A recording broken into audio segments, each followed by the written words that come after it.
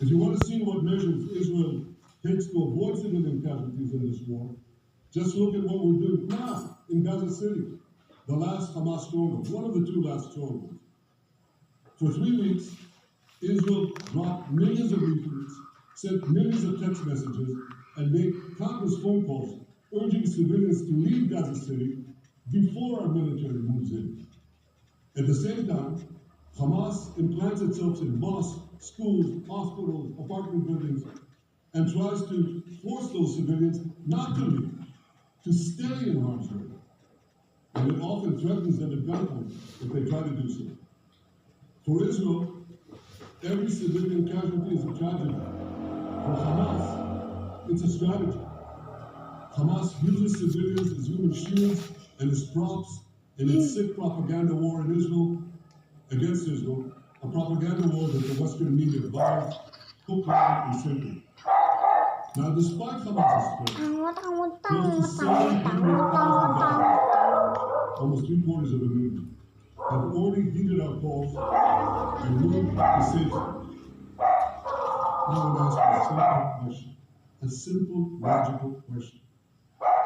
Would a country committing genocide, plead with the civilian population it is supposedly targeting to get out of harm's way, you would tell it get out if you commit genocide? You're trying to get them out. And Hamas is trying to keep them in. And this charge is so devastating. The comparison to genocide, wholesale slaughter of population. What did the Nazis ask the Jews to leave, kind of leave God? And others want to remain by the genocide? Moving the history? Just go one by one. Did anyone do this? And they said, no. So we can come in? Of course not. So the truth has been turned on its head.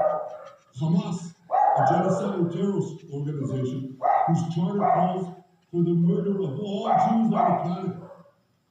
This genocidal organization is given a pass. While Israel, which does everything it can to get civilians out of harm's way, Israel is putting the down. What a joke. Want to hear another one? Israel is accused of deliberately starving the people of Gaza, when Israel is deliberately feeding the people of Gaza. Since the beginning of the war, Israel has let into Gaza more than 2 million tons of food a day. That's 1 ton a day for every man, woman, and child in Gaza. Nearly 3,000 calories per person per day. Some starvation points. If there are Gazans who don't have enough food, it's because Hamas is stealing it. Hamas steals it, hoards it, and sells it at exorbitant prices to fight its war mission.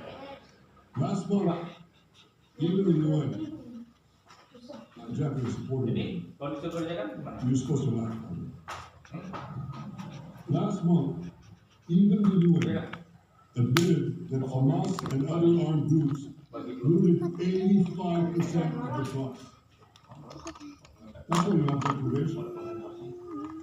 Those who peddled the blood libels of genocide and starvation against Israel are no better than those who peddled blood libels against the Jews in the Middle Ages, when they falsely accused us of poisoning wells, spreading plague, and using the blood of children to bake Passover monsters.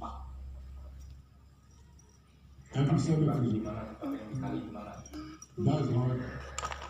In fact, it doesn't die at all. It just keeps coming back with its libelous lies, refurbished, regurgitated over and over again. And I want to bear something else. These anti-Semitic lies, they have consequences. In recent months, Jews have been assaulted in Canada, Austria, around Australia, Britain, France, the Netherlands, and elsewhere. Here in America, an elderly Holocaust survivor was burned to death in California.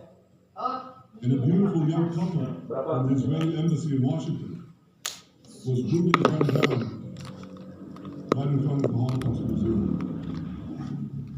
Thankfully, President Trump's administration is forcefully fighting the scourge of anti-Semitism, and every government here should follow its lead. But instead, many do the opposite. They actually reward the worst anti-Semites on earth. This week, the leaders of France, Britain, Australia, Canada, and other countries unconditionally recognized the Palestinian state. They did so after the horrors committed by Hamas on October 7th. Horrors praised on that day by nearly 90% of the Palestinian population. And let me say that again. Nearly 90% of Palestinians supported the attack on October 7th. It's not supporting them. They support them. They danced on the roofttops. That's both in Gaza and in Judea Samaria. And it's just the way they celebrated another horror, 9/11. They danced on the rooftops. They cheered. They threw candy. You know what message the leaders who recognize the Palestinian state this week sent to the Palestinians? It's a very clear message. Murdering Jews pays off. Well, I have a message for these leaders. When the most savage terrorists on earth are effusively praising your decision, you didn't do something right. You did something wrong, horribly wrong. Your disgraceful decision will encourage terrorism against Jews and against innocent people everywhere. It will be a mark of shame on all of you.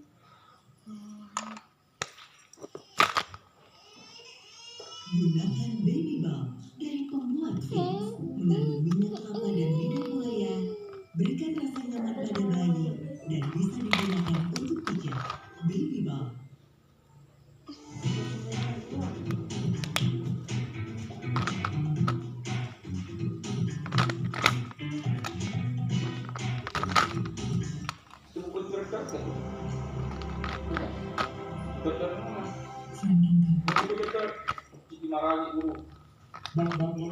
Wait a minute, Mr. Prime Minister, they tell me.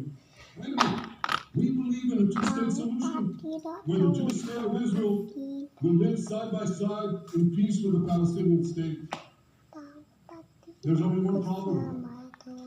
The Palestinians, they don't believe in this solution. They never have. They don't want a state next to Israel. They want a Palestinian state instead of Israel. And that's why every time they were offered a Palestinian state, but were required to end the conflict with Israel and recognize the Jewish state, every time, over the decades, they turned it down.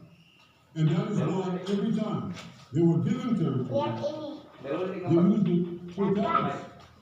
In fact, they effectively had a Palestinian state in Gaza.